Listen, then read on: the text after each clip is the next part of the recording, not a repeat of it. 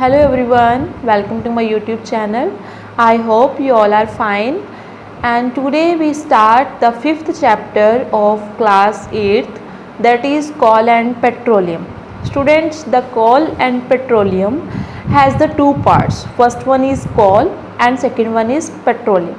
So in this video we discuss the first part of the chapter, that is coal, and in the next video we discuss about the petroleum.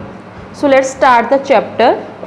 Students, यहाँ पर जो हमारे पास बहुत सारे materials हैं जो हमारी बेसिक नीड्स को कंप्लीट करते हैं, इनमें से कुछ मटेरियल नेचर में पाए जाते हैं और कुछ हम किससे बनाते हैं, ह्यूमन एफर्ट्स की हेल्प से, ठीक है, ह्यूमन के एफर्ट्स से। तो एक्टिविटी 5.1 में हमने लिस्ट बना लेनी है अपनी डेली लाइफ में यूज़ होने वाले उन मटेरियल्स की जो नेचुरल हैं और मैनमेड हैं। नेचुरल वाले लाइक कि हमारे पास जो सनलाइट है वो नेचुरल है, वाटर नेचुरल है, एयर नेचुरल है, ठीक है। बट मैनमेड में क्या आ जाएगा, जो मैन ने बनाया है, ठीक है, वो सारा मैनमेड हो जाएगा। तो उसको हमने इस टेबल में लिख लेना है। तो ये एक्टिविटी मैं आप पर छोड़ रही हूँ, ये आपने कवर करनी है। उसके बाद देखिए इस लिस्ट में आपके पास किस किस की बात आ जाएगी, air, water, soil and minerals की। तो ये एयर, वाटर, सॉइल, मिनरल्स ये सारे हमें कहाँ से मिलते हैं, ये सारे हमें नेचर से मिलते हैं, इसीलिए हम इनको क्या बोलते हैं, नेचुरल रिसोर्सेज। तो ये चीज़ आपने हाईलाइट कर लेनी है कि air, water, soil and minerals ये सारे क्या हैं, नेचुरल रिसोर्सेज हैं।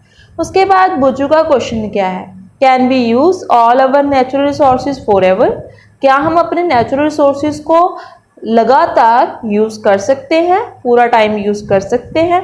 तो आंसर क्या है देखिए, can air, water and soil be exhausted by human activities, क्या ह्यूमन एक्टिविटीज़ की वजह से एयर, वाटर, सॉइल पर कोई इफेक्ट पड़ रहा है। तो हमने क्लास 7th में पढ़ा था कि वाटर जो है एक लिमिटलेस सोर्स है, मतलब वो एक लिमिट में पाया जाता है। In the light of the availability of various resources in nature, जो नेचुरल रिसोर्सेज हैं हम उनको 2 काइंड्स में डिवाइड कर रहे हैं। First one is inexhaustible. Inexhaustible मतलब ख़त्म ना होने वाले। इनएग्जॉस्टिबल का मीनिंग क्या होता है, ख़त्म न होने वाले, कि वो रिसोर्सेज जो कभी ख़त्म नहीं होंगे, ठीक है, ख़त्म न होने वाले, ठीक है। तो उनको हम बोलते हैं इनएग्जॉस्टिबल। तो एग्जॉस्टिबल क्या हुए, जो ख़त्म हो सकते हैं, वो क्या है, इनएग्जॉस्टिबल हैं। तो यहाँ पर जो रिसोर्सेज ख़त्म न होने वाले हैं मतलब वो अनलिमिटेड क्वांटिटी में है ना, वो अनलिमिटेड क्वांटिटी में है, ह्यूमन बीइंग उसको जितना मर्जी यूज़ कर ले वो कभी ख़त्म नहीं होंगे। तो वो कौन कौन से हैं, सनलाइट, एयर। हमें पता है कि सनलाइट और एयर ऐसे 2 रिसोर्सेज हैं, नेचुरल रिसोर्सेज हैं जिनको हम जितना चाहे यूज़ कर सकते हैं, बट ये कभी ख़त्म नहीं होते। एग्जॉस्टिबल रिसोर्सेज वो रिसोर्सेज होंगे जिनकी अमाउंट क्या होगी, लिमिटेड होगी, और ह्यूमन एक्टिविटीज़ की वजह से ये एग्जॉस्ट होने लगेंगे, मीनिंग ये खत्म होने लगेंगे। तो ऐसे कौन से रिसोर्सेज हैं, लाइक फॉरेस्ट। अब हमें पता है कि फॉरेस्ट जो है वो ह्यूमन एक्टिविटीज़ की वजह से लॉस्ट हो रहे हैं। वाइल्ड लाइफ, मिनरल्स, कोल, पेट्रोलियम, नेचुरल गैस। और हमारे चैप्टर का बेसिक नेम क्या है, कोल पेट्रोलियम है, ठीक है। तो हम इसके बारे में पढ़ेंगे। एक्टिविटी 5.2 है हमारे पास। वैसे एक्टिविटीज़ जो जितनी भी हैं वो मैं आपके ऊपर ही छोड़ूंगी, पर इसमें मैं आपको एक हिंट दे देती हूँ कि क्या कहा है उसने ना 3 बॉक्सेस लिए हैं, ठीक है। उसने 3 बॉक्सेस लिए, 3 ग्रुप्स में पर्सन्स को डिवाइड कर दिया, और उनमें कंटेनर्स हैं। कंटेनर्स को उन्होंने बीच में पॉपकॉर्न, पीनट्स, रोस्टेड ग्राम, टॉफीज, आप कुछ भी ले सकते हो, तो ये डाला हुआ है, ठीक है। तो अब क्या हुआ, 3 जनरेशन में उसको डिवाइड कर दिया। पहले फर्स्ट जनरेशन को बोला कि आप इनमें से अपनी ईटेबल्स आइटम जो भी आप उठाना चाहते हो वो उठा लो। फिर सेकेंड ग्रुप को बोला, सेकेंड जनरेशन को, कि आप भी उठा लो। अब क्या हुआ, फर्स्ट जनरेशन ने भी उठा लिया, सेकंड ने भी उठा लिया। अब आप खुद समझदार हैं कि थर्ड जनरेशन उस ग्रुप में से, फ्रॉम ईच ग्रुप, उसको बोला जाता है कि भाई तुम भी कंज्यूम कर लो जितना है। तो थर्ड जनरेशन को वो ईटेबल्स मिलेंगी या नहीं मिलेंगी। अब देखिए क्या है कि अज्यूम कर लो कि ईटेबल्स जो है कंटेनर में वो क्या बता रही हैं हमें, total availability of exhaustible natural resources, like उसमें कोल है, पेट्रोलियम है या नेचुरल गैस है। ईटेबल्स आइटम्स क्या होती हैं, जिनको खाया जा सकता है, ठीक है, क्योंकि ये उसने खाने वाली चीजें ही ली थी यहाँ पर, ठीक है। यहाँ पर कोल, पेट्रोलियम, गैस है, अगर हर ग्रुप उसमें से कंज्यूम करता है कुछ ना कुछ, ठीक है, तो क्या आने वाली जनरेशन को कुछ मिलेगा। देखो जो पहले वाली जनरेशन थी ना हमारी, यहाँ पर क्या है कि जितनी भी हमारी अर्लियर जनरेशन थी वो ग्रीडी नहीं थी, वो लालची नहीं थी, उनको ये नहीं था कि जितना है कंज्यूम कर लो, ठीक है, वो बचा कर रखते थे।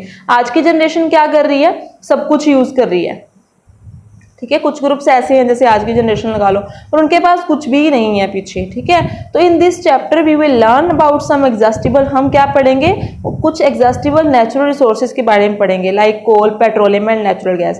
तो यहाँ पर बार बार वर्ड आ रहा है, देखो एग्जॉस्टिबल नेचुरल रिसोर्स, और 3 नेम आ रहे हैं, coal, petroleum and natural gas. तो हमारे पास जो एग्जॉस्टिबल सोर्सेज हैं coal, petroleum and natural gas. अब ये coal, petroleum and natural gas आए कहाँ से, कैसे बने, देखो they were formed from the dead remains of living organism, कि लिविंग ऑर्गेनिज्म से बने हैं ये मरे हुए लिविंग ऑर्गेनिज्म, और इनको हम क्या बोलते हैं, फॉसिल फ्यूल। तो ये आपके बुक वर्क में जो आपकी एक्सरसाइज है उसके पॉइंट ऑफ व्यू से भी इम्पॉर्टेंट है, जो भी आपको हाईलाइट किया जा रहा है, ओके। तो नेक्स्ट क्या है हमारे पास, जो फर्स्ट है फॉसिल फ्यूल, हम उसके बारे में पढ़ रहे हैं। फर्स्ट फॉसिल फ्यूल है हमारे पास कोल। तो कोल को आपने देखा होगा या कोल के बारे में सुना होगा, ये हार्ड होता है, जैसे स्टोन हार्ड होता है ना, वैसे कोल भी हार्ड होता है, और इसका कलर क्या होता है, ब्लैक। कोल को वन ऑफ द फ्यूल बोला गया, और इसको कुकिंग के लिए हम यूज करते हैं घरों में।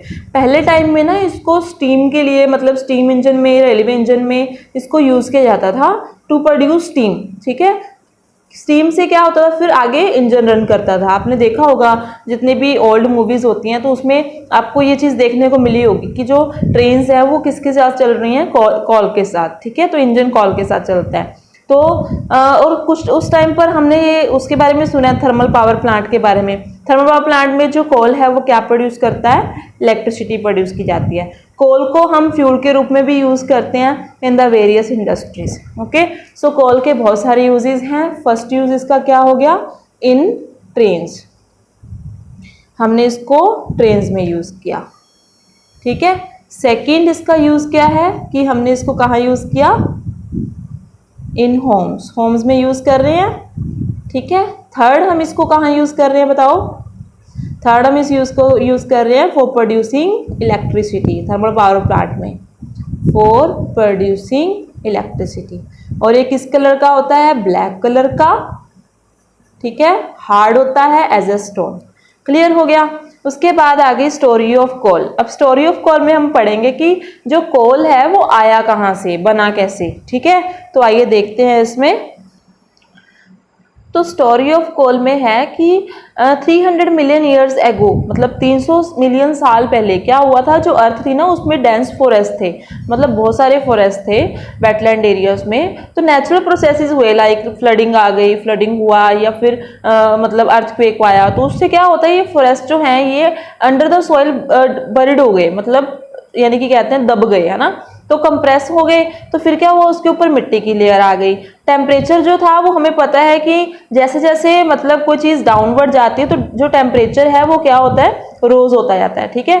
तो हाई प्रेशर, ऊपर से मिट्टी का दबाव है, और उधर से हाई टेम्परेचर, तो डेड प्लांट्स हैं वो कन्वर्ट हो गए स्लोली किसमें, कोल में, ठीक है। तो अंडर ये यहाँ पर सर ये लाइन इंपॉर्टेंट है कि under high pressure and high temperature जो हमारे पास प्लांट्स है वो कन्वर्ट हो गए किसमें, कोल में। तो as coal contains mainly carbon, क्योंकि कोल में मेनली क्या होता है, कार्बन होता है। तो स्लो प्रोसेस है कन्वर्जन का डेड वेजिटेशन टू कोल। ये चीज आपने याद रखनी है कि जो स्लो ये प्रोसेस है ना, जिससे क्या हो रहा है कि जो डेड वेजिटेशन है, मतलब जो प्लांट्स थे, है ना, वो डेड वेजिटेशन कन्वर्ट होगी किसमें, कोल में। उसको हम क्या बोलते हैं, कार्बोनाइजेशन। क्या बोला जाता है उसको, carbonisation. Since it was formed from the remains of the vegetation, coal is also called a fossil fuel. इसीलिए कोल को भी क्या बोला गया, एक फॉसिल फ्यूल। हमने यहाँ पर पढ़ा था ना कि जो डेड रिमेन्स से बनते हैं लिविंग ऑर्गेनिज्म से, उनको हम फॉसिल फ्यूल बोलते हैं। तो ये भी तो लिविंग थिंग से बना ना, प्लांट आर लिविंग। तो यहाँ पर जो कोल बन रहा है उसको भी हम क्या बोल रहे हैं, फॉसिल फ्यूल। तो कोल माइन आपको आगे फिगर में शो की गई है, देखिए ये रही हमारे पास कोल माइन। इसमें क्या किया गया है, ध्यान से देखिए इसको, इसमें क्या किया गया, जो कोल है वो रेडी किया गया, ठीक है। कैसे कोल माइंस जो है वो कोल को, मिट्टी में जो कोल है उसको बाहर निकाल रही हैं, ठीक है, खुदाई करके।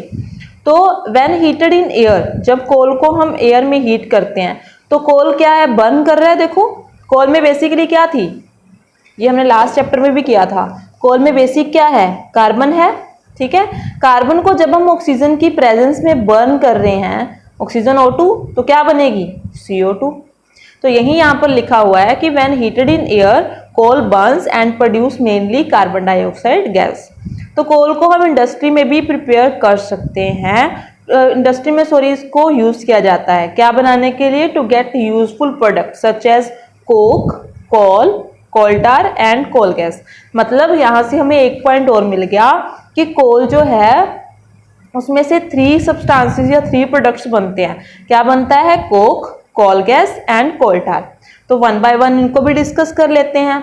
First one is coke. अब कोक क्या है, कोक है tough, porous and black substance. देखो कोक की जो हमें शेप बता दी यहाँ पर कि कोक एक टफ, पोरस और ब्लैक कलर का सब्सटेंस है, ऑलमोस्ट प्योर फॉर्म है कार्बन की। कोक को यूज किया जाता है क्या बनाने के लिए, manufacturing of steel and in the extraction of many metals. बहुत सारी मेटल्स की एक्सट्रैक्शन में, एक्सट्रैक्शन मीनिंग होता है कि उनको क्लीन करना या उनको बाहर निकालना, ठीक है।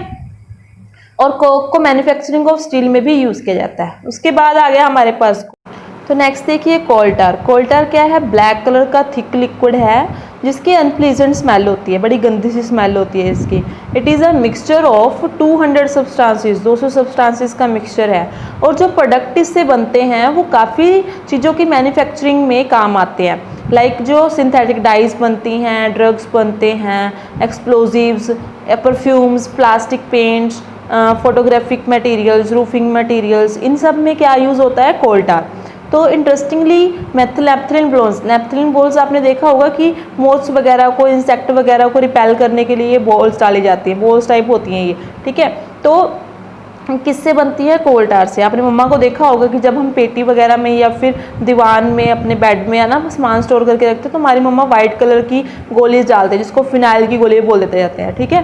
तो these days bitumen is a petroleum product. यहाँ आज के दिनों में बिटुमिन जो पेट्रोलियम प्रोडक्ट के, पेट्रोलियम का ही प्रोडक्ट है, ठीक है, तो उसको यूज़ किया जाता है कोल टार के प्लेस पर। आजकल हमें कोल टार कम मिलती है तो उसकी जगह पर हम पेट्रोलियम से एक प्रोडक्ट मिलता है बिटुमन, इसको हम यूज़ करते हैं फॉर मेटेलिंग द रोड्स, रोड्स को मेटेलिंग करने के लिए। उसके बाद आ गया कोल गैस। कोल गैस क्या है, coal gas is obtain during the process of coal to get coke. मतलब जब हम कोल से क्या बनाते हैं, कोक बनाते हैं, तो उस टाइम के दौरान एक गैस रिलीज होती है, उसको क्या बोलते हैं, कोल गैस। कोल गैस के बारे में ना यहाँ पर ये हम बाद में डिस्कस करते हैं, पहले इसको कवर कर लेते हैं।